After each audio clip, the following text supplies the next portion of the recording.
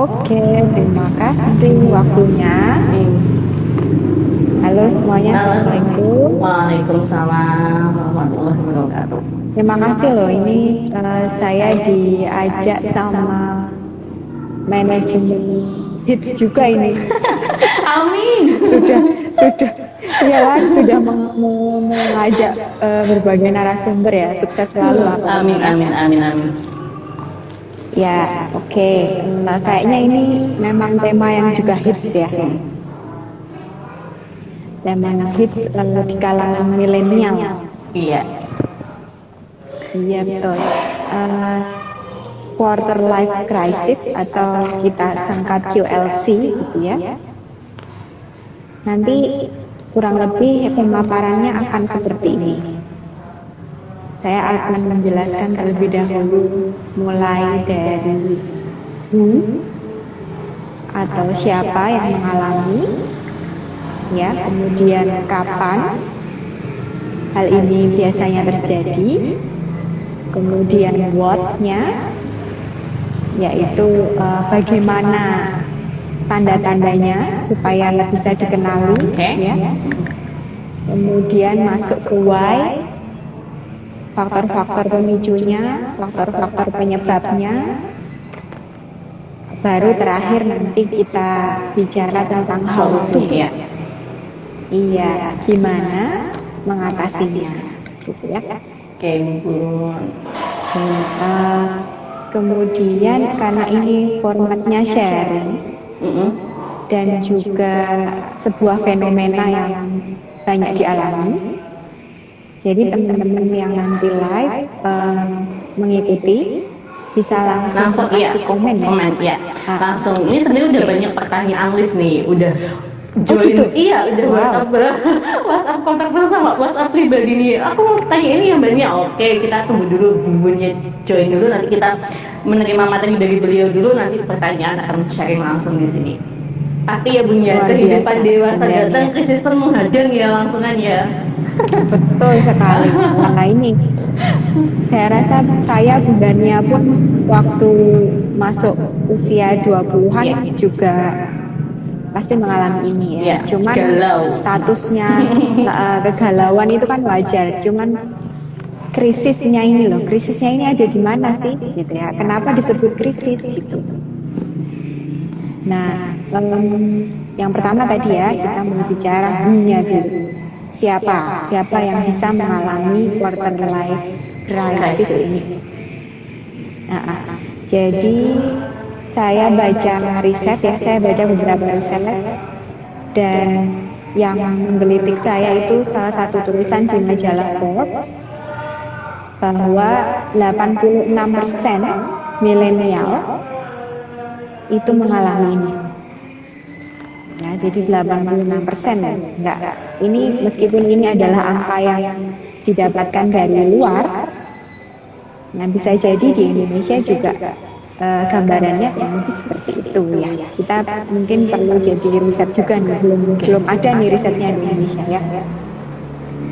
Kemudian kapan? Kemudian dari situ kapan terjadinya?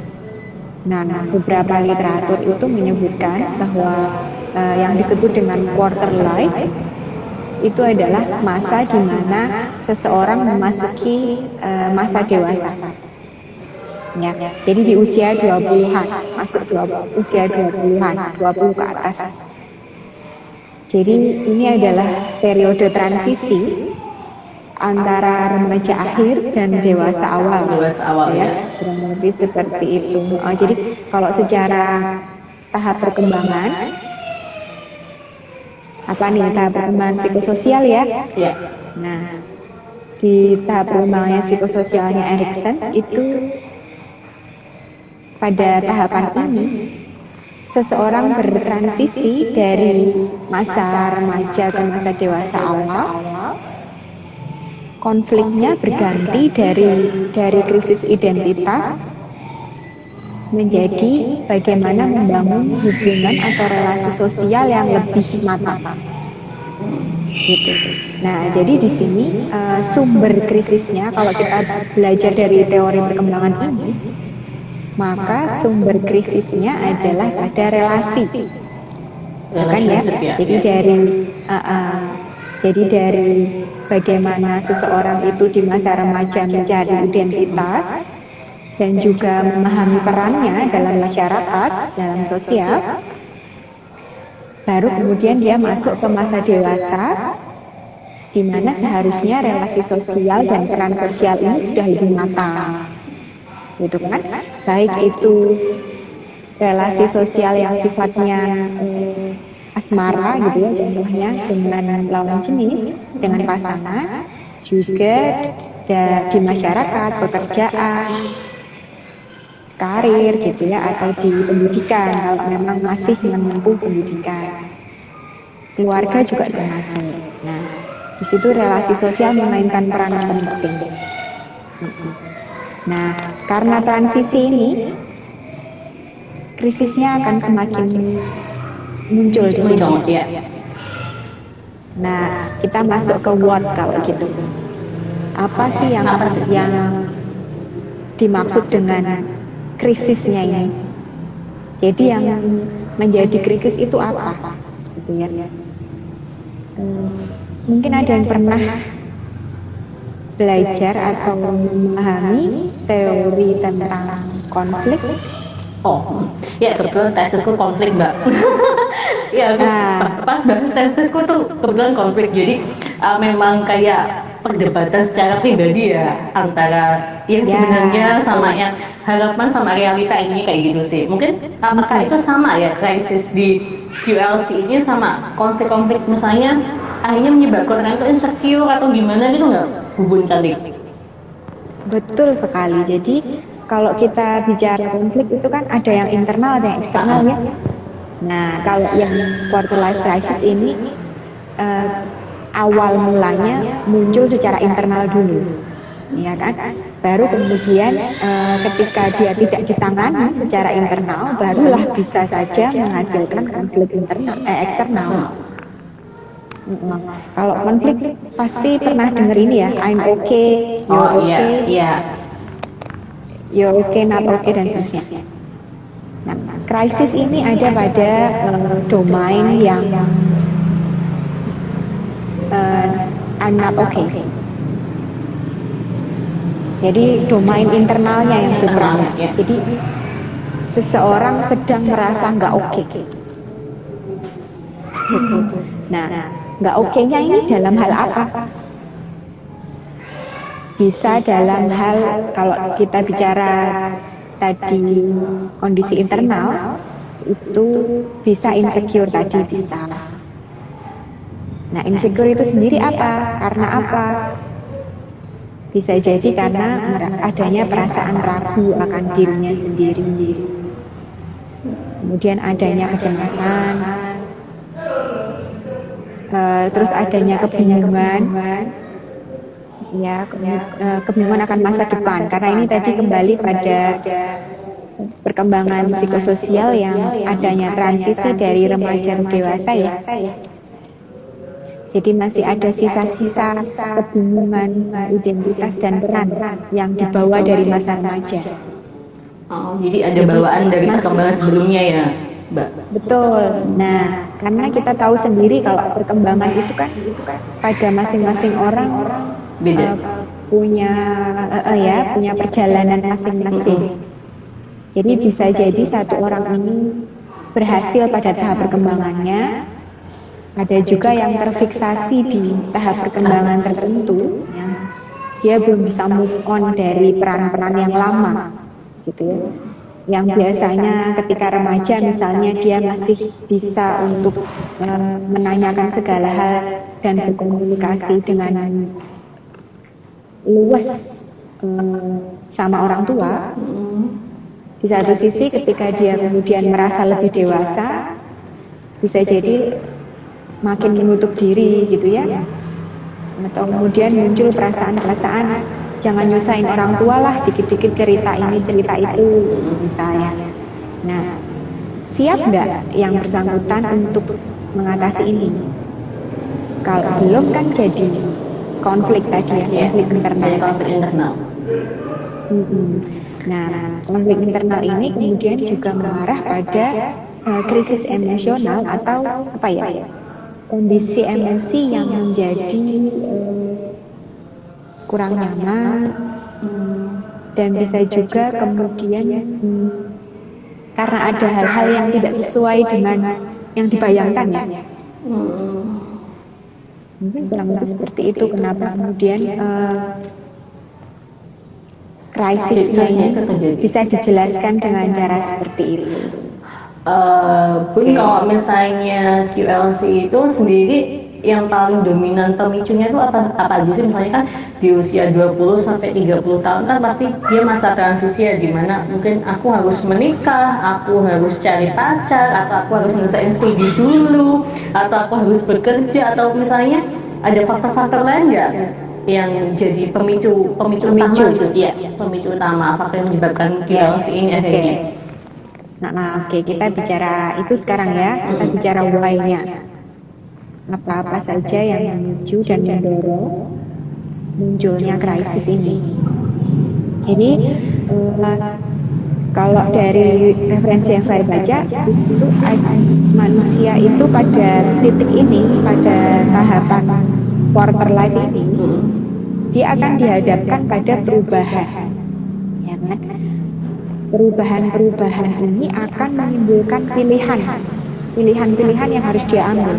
Kamu mau tetap seperti ini atau kamu berubah, gitu kan? Kamu mau tetap pada posisi seperti ini atau kamu move on.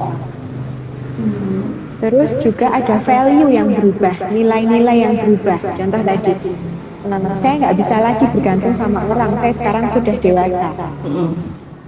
Saya sekarang sudah bukan mahasiswa. Saya harus lebih mandiri. Mungkin di satu sisi juga ada unsur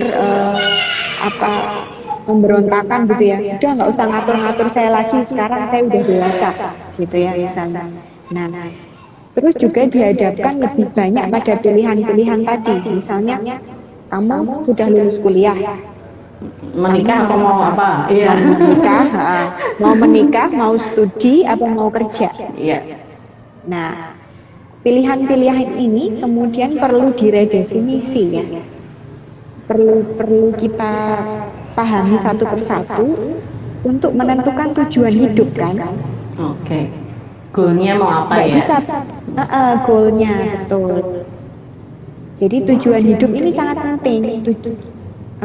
Seseorang kalau nggak ada tujuan hidup, dia nggak punya motivasi. Seolah hidupnya itu berhenti jalan di tempat aja, karena nggak tahu ke depan itu mau kemana. Nah itu tadi ada 3 ya, misalnya tadi mau menikah, mau studi, atau mau kerja misalnya. Itu baru satu pilihan hidup. Belum yang lain ya. Padahal pada kenyataannya yang lebih kecil-kecil lagi kan banyak. Kita akan selalu dihadapkan pada pilihan-pilihan. Nah, kesiapan seseorang, kesiapan emosional, kesiapan psikologis, kesiapan mental, seseorang perlu menjadi kuat nih untuk menghadapi hal ini, karena ini sesuatu yang tidak terelakkan gitu ya. Iya. Biasanya memang fase-fase kritisnya tuh di usia-usia pas kuliah ya punya.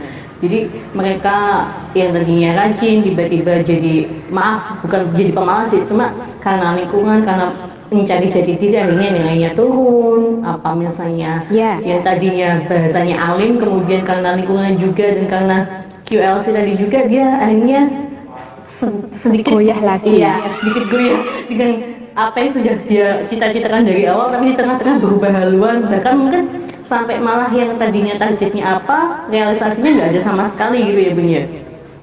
Betul, nah itu namanya fiksasi kan, dia stagnan pada satu titik yang seharusnya dia masih bisa bergerak, dia berhenti. Nah, betul Mbak Nia tadi mengatakan adanya pengaruh lingkungan, itu kuat sekali. Itu kuat sekali, terlebih apabila pada masa remajanya Kan tadi kembali kita ini ngomongin transisi ya. Krisis ini salah satu penyebabnya adalah transisi dari peran remaja menjadi dewasa. Jadi ketika dia remaja, perannya belum jelas, bekalnya belum jelas ya, memadai, maksimal ya. belum memadai. Jadi dia itu masih mudah galau, belum bisa ngambil keputusan sendiri, masih gampang kepengaruh orang lain. Nah, ini akan semakin rentan untuk kemudian mengalami krisis di masa dewasanya. Ini udah ada yang tanya sih sebenarnya. Mungkin kalau misalnya itu ada faktor dari keluarga juga nggak sih? Biasanya kan gini, dia sebenarnya punya modal bahwa tipikalnya adalah orang-orang yang bagus, tipikal yang ada sebagai, tapi kan ada dominasi keluarga. Kamu lulus kuliah harus ini, kamu kalau cari pasangan hidup, pacar gitu ya, harus yang kayak gini. Oh, kamu kalau kecil nggak jadi, maaf, jadi pegawai negeri atau jadi orang yang settle pegawai tetap, itu nggak usah kerja dulu aja, mendingan nganggur di rumah. Nah, itu ada nggak sih dominasi keluarga yang akhirnya memicu QLC itu semakin konsentrasinya tinggi gitu? Ya, bisa. Tadi yang saya katakan value ya. Jadi yang tadi dinamika yang menyebabkan atau dinamika why-nya tadi itu adalah antara value, choice, dan purpose ya. Jadi nilainya, pilihan-pilihan yang timbul, kemudian tujuannya. Nah, jadi dari pilihan-pilihan itu kan kita merumuskan tujuan, mau yang mana gitu kan. Nah, yang membentuk tujuan dan tujuan dan pilihan ini adalah nilai juga ya. Nilai juga berperan di situ. Nah, nilai ini bisa kemudian diwariskan dari keluarga tadi. Dari kecil kita kan sudah menjadi agen yang meneruskan visi misi orang tua. Iya, biasanya gitu ya. Biasanya gitu. Iya. Benar kan? Dari kecil kita tuh sudah dikasih tatanan ideal. Iya. Yang mungkin itu adalah cerminan pengharapan orang tua. Iya, biasanya gitu memang. Jadi kamu nanti begini. Kemudian orang tua juga menyampaikan contoh-contoh yang kurang ideal, gitu ya. Kamu Nanti jadi kalau ini, kayak nanti kalau gini, lulus SMA jadinya ya. begini, kayak gitu kan. Dan itu tidak mungkin tidak membekas, ya. Apalagi kalau memang relasi kita dengan orang tua itu sangat mendalam. Relasi emosionalnya sangat mendalam. Jadi akan kemudian memunculkan kebutuhan untuk bagaimana memenuhi kriteria orang tua tadi. Biasanya yang paling galau itu kan di usia itu kan masalah pacar ya, masalah pendamping hidup. Akhirnya ini ada yang tanya juga sih, ada kasus karena aku ya pencarian jati diri tapi bingung, mendingan aku nikah muda sekalian. Nah, itu jadi solusi nggak sih, Bun? Maksudnya dengan QLC dia harus cari pasangan hidup. Kan kalau misalnya aku menikah muda, nggak usah kerja juga udah ada suamiku misalnya kayak gitu, atau misalnya kuliahnya ada yang bayarin. Nah, itu jadi salah satu solusi efektif nggak di tengah kondisi milenial kayak gini yang dia udah galau di usia 20 sampai 30, aku mau nikah di usia ini, aku mendingan pacaran sebentar aja langsung nikah aja di usia 21 atau gimana gitu. Ini udah ada yang nanya kayak gitu nih. Oh ya, ini soalnya lagi ngetren ya, lagi ngehit sekarang menikah muda. Menikah muda itu tren luar biasa. Cukup kenal 3 bulan habis merit gitu. Ya, sekarang malah itu hal-hal semacam itu menjadi normal baru di kalangan anak muda ya, kenormalan baru. Karena kemudian banyak yang melakukan itu dan mereka menjadi termotivasi untuk itu. Nah, tapi jangan hanya dilihat bentuk relasinya. Oh, menikah muda enak ya, gitu misalnya. Padahal tapi dilihat juga kesiapannya kan, tujuannya apa. Kesiapan lah yang terpenting. Kenapa kemudian seseorang yang masih muda ini menentukan pilihan untuk menikah? Coba dilihat itunya dulu. Jangan melihat hasilnya, tapi proses dan dinamikanya ini. Iya, proses dan dinamika. Kadang kadang-kadang yang muda-muda ini ada segi impulsifnya gitu ya. Wah, terus kayak gitu, terus kepengen gitu. Iya. Ya. Walaupun memang kita perlu sadari bersama bahwa berbagai aspek dalam kehidupan yang bisa terkena dampak dari QLC ini, contohnya dalam hal pekerjaan, relasi, ya termasuk lagi pernikahan gitu ya, dan juga faktor-faktor keuangan yang memicu alasan pernikahan juga misalnya, itu perlu dipahami. Dan sebagai milenial, sebagai anak muda, teman-teman juga mulai untuk memformulasikan atau merumuskan kondisi kamu sendiri saat ini, statusnya itu sekarang ada di mana. Secara pendidikan kamu gimana? Oke, saya sudah lulus jadi sarjana. Oke, satu. Secara kemampuan finansial bagaimana? Saya sudah punya pekerjaan tapi belum menetap. Gitu ya, saya punya tabungan sekian misalnya. Nah, terus dari segi tadi pekerjaan juga ya, pekerjaannya apakah sudah tetap atau belum dan seterusnya. Nah, setelah merumuskan kondisi saat ini, kalian mulai maju ke kondisi masa depan. Nah, di masa depan, apa yang bisa kamu lakukan dari kondisi yang saat ini? Oke. Halo Saja. Bisa. Iya. Iya, bisa.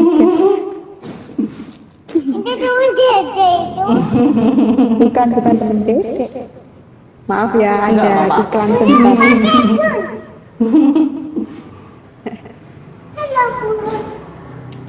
Halo. Nah, kembali ke itu ya.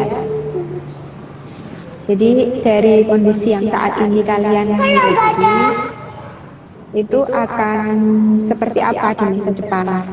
Kalau sekarang sudah jadi sarjana, ke depannya mau apa? Apakah mau apakah mau studi lanjut atau mau mencari pekerjaan yang sesuai dengan keilmuan misalnya. Terus dari kondisi finansial, apakah yang sudah dimiliki saat ini itu cukup memadai untuk kemudian kalau harus mandiri misalnya. Ini penting sekali untuk memahami ini ya. Ukurannya yang objektif ya, untuk diri kalian sendiri.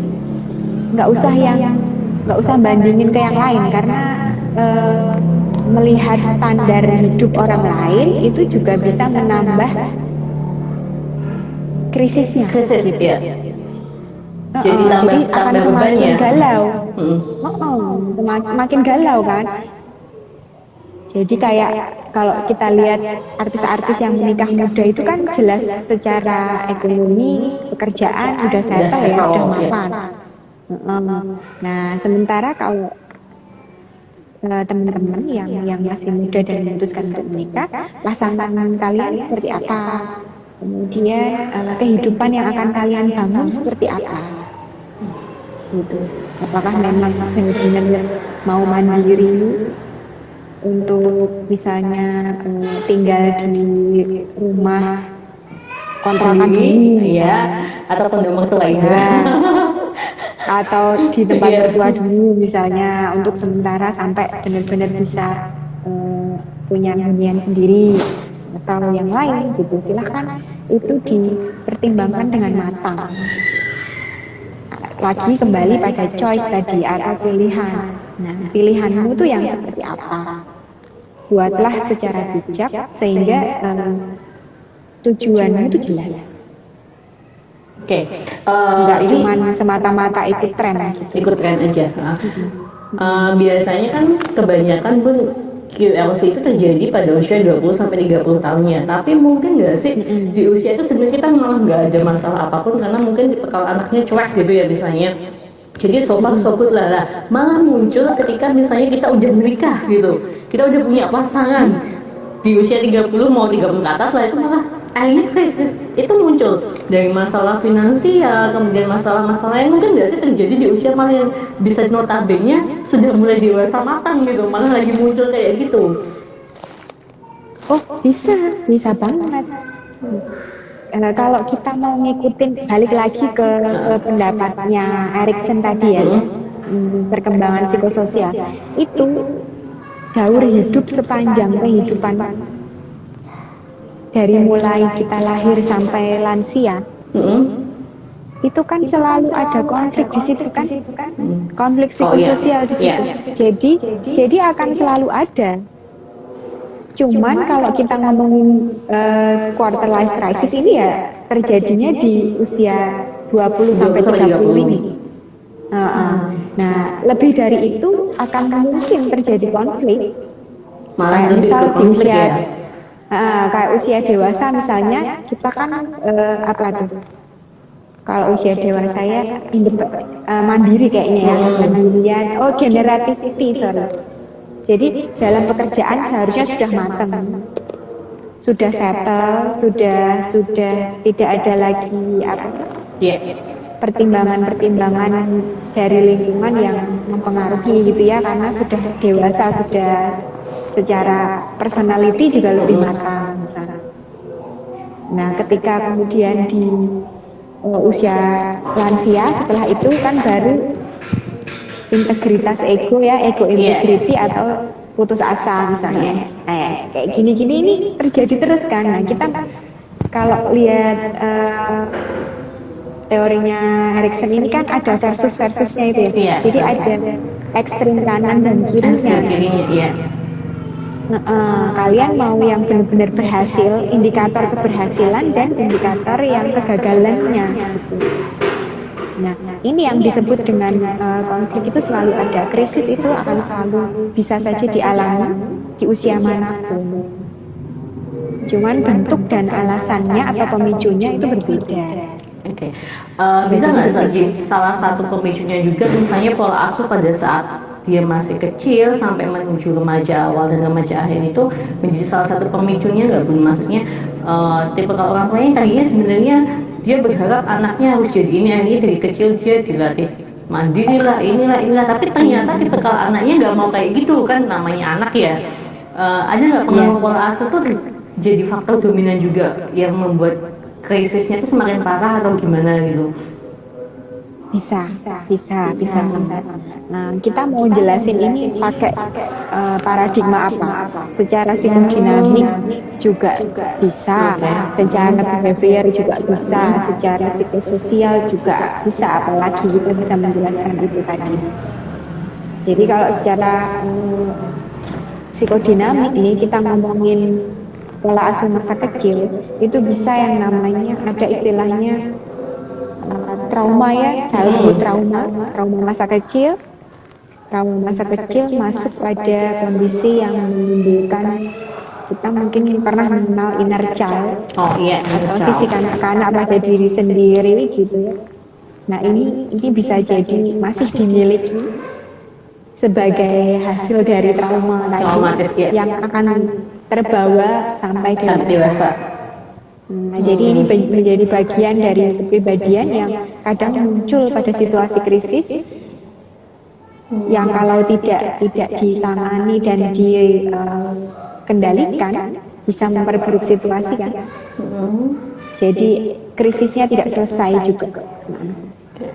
Nah, selanjutnya kalau tadi ngomongin behavioris, jelas secara behavioris ini bentukan lingkungan, perilaku yang dibentuk dari kecil, pola perilakunya ya sampai dewasa. Termanifest ketika mulai dewasa. Ini kok QLC sendiri itu misalnya dibuat kayak diagram gitu, nanti dia ada nggak sih misalnya di usia berapa yang benar-benar siklusnya tinggi banget gitu Bun? Misalnya dibuat diagram kayak misalnya gunung es gitu, dibagian gitu ya, dibagian gitu di usia ini loh 25 atau berapa itu yang faktornya paling puncak-puncaknya itu LC gitu apa gimana? Kalau tadi kita bahas QLC itu rentangnya usia 20 sampai 30 ya. Nah, sebenarnya puncaknya ini akan terjadi sangat tergantung pada yang bersangkutan. Jadi ini akan berbeda-beda pada setiap orang, saya rasa. Tergantung individunya kembali ya? pada tergantung pada faktor pemicunya tadi. Nah, justru faktor pemicunya itu yang nanti memunculkan puncak dari situasi ini, situasi Terselesaikan krisisnya. apa enggak gitu ya? Kadang Apa bisa semakin saja banyak? loh dipicu, bisa saja loh dipicu sama kondisi lingkungan. Contoh, Iya. pada usia usia itu anak-anak, seseorang itu kan sudah mulai beranjak dewasa, Heeh. dan tentu seseorang itu punya social circle ya, Iya. atau lingkungan sosial yang dekat gitu. Yang dia Ini comfort dalam hal dulu gitu ini, ya. yang dalam hal ini biasanya pada teman sebaya. Contoh tadi, teman sahabat dari kuliah, dari semester satu kosan, satu kelas dan seterusnya, lulus pun bareng misalnya. Kemudian si teman ini duluan dapat kerja, Iya, biasa. duluan dapat pasangan. Nah, ini bisa jadi pemicu kan? Bisa jadi pemicu untuk kemudian menimbulkan pertanyaan pada si yang bersangkutan ini. Aku kok nggak bisa kayak dia ya?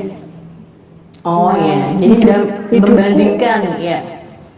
Hidupku kok gagal ya, gitu kan? Hidupku kok kayak gini aja. Sementara temanku yang si A, B, C, D sudah seperti ini.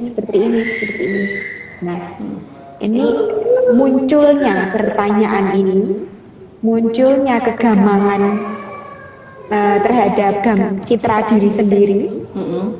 Nah, inilah yang kemudian memunculkan krisis. Nah, itu usia berapa kan tergantung peristiwanya ya. Bisa jadi tergantung peristiwanya. bisa jadi, tapi mungkin nggak misalnya dia di usia 20 22 terjadi QLC-nya itu krisisnya, kemudian di usia 25 menurun. Oh, dia sudah bisa mulai decision making-nya, sudah mulai bisa mengatasinya, tiba-tiba terjadi lagi gitu. Muncul lagi bisa. Itu bisa juga. Bisa. Kita lihat ini kayak perjalanan aja ya, kayak satu benang panjang gitu. Kalau saya tadi juga mengatakan tahapan perkembangan, ini sama seperti itu, sebuah perjalanan dalam rentang waktu tertentu. Di satu sisi kita ketemu pintu gitu ya, ketemu jalan keluar. Nanti di satu sisi bisa ketemu jalan buntu lagi, terus kita cari pintu keluar lagi gitu ya. Gitu aja terus kan dalam perjalanan itu kan, itu sangat bisa dialami. Nah, kalau di salah satu penelitian yang saya baca, ini penelitiannya siapa ya namanya tadi, Collins atau siapa, tahun 2019 kalau nggak salah. Nanti jurnalnya saya kirim kalau mau. Di situ ada istilah lock in dan lock out. Jadi quarter life crisis ini bisa terjadi pada tahap lock out dan lock in. Jadi lock out contohnya itu ketika seseorang sudah keluar dari zona perkembangan sebelumnya, yaitu misalnya status dia jadi sarjana, dia sudah lulus, itu lock out. Nah, dia keluar dari belenggu yang sebelumnya ketika jadi mahasiswa, masuklah ke pekerjaan gitu ya. Nah, misalnya masuk pada pekerjaan atau karir tertentu. Nah, di dalam pekerjaan itu ternyata dia nggak cocok. Padahal dia sudah masuk pada kondisi yang lebih nyaman dari sebelumnya, lebih bagus secara finansial dari sebelumnya, sudah lebih mengarah pada perjalanan hidup yang lebih tinggi lagi. Tapi kemudian ternyata dia nggak nyaman dan pengen keluar. Nah, ini namanya lock in, terbelenggu di dalam. Terbelenggu di dalam suatu tahapan yang sebelumnya menjadi tujuan dari tahapan sebelumnya, tapi kemudian dia menjadi terbelenggu di sini, ingin keluar malah gitu ya, dari yang sebelumnya dia harapkan.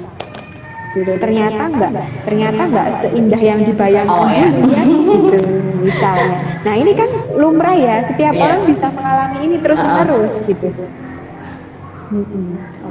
Kalau orang Jawa bilang katanya itu wang sinawang gitu kan.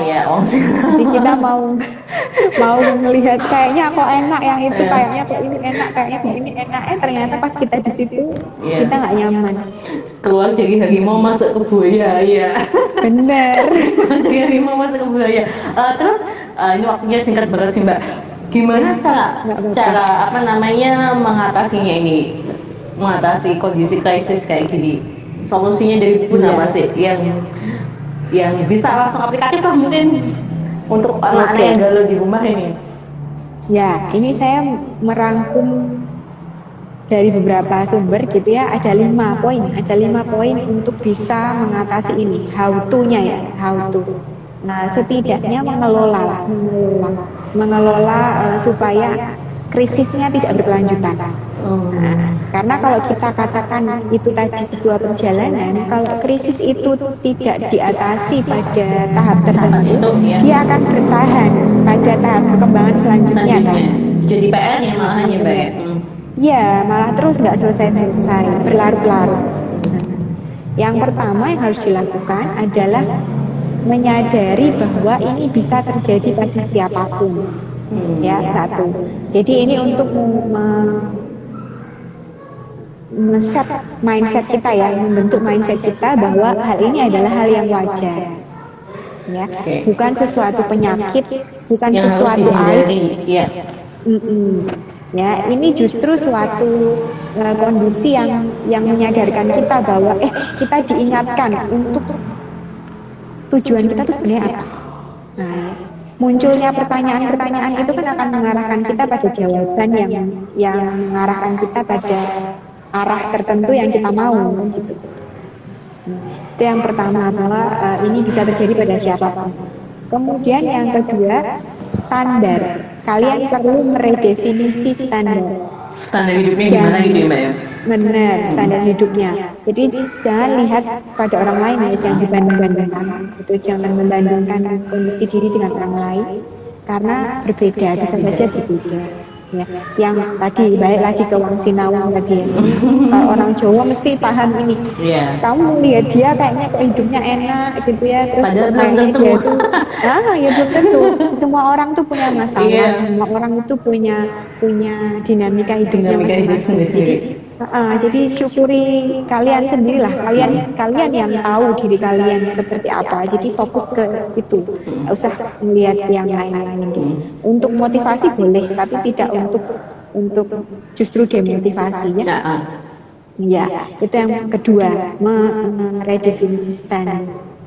Yang ketiga, kalau sudah ketemu standar hidupmu seperti apa, kamu rumuskan tujuannya. Tujuannya mau gimana? mau gimana? Tujuannya mau seperti apa? Tujuan besarnya apa? Nah, setelahnya yang keempat adalah prioritas. Susunlah prioritas. Atur ulang prioritas hidupmu sesuai dengan tujuan yang baru. Nah, misalnya tadi kamu awalnya udahlah hidupnya santai aja, kuat dilakoni, Nggak kuat kuat tinggal ditinggal beli. ngopi, Aku tinggal beli. gitu kan?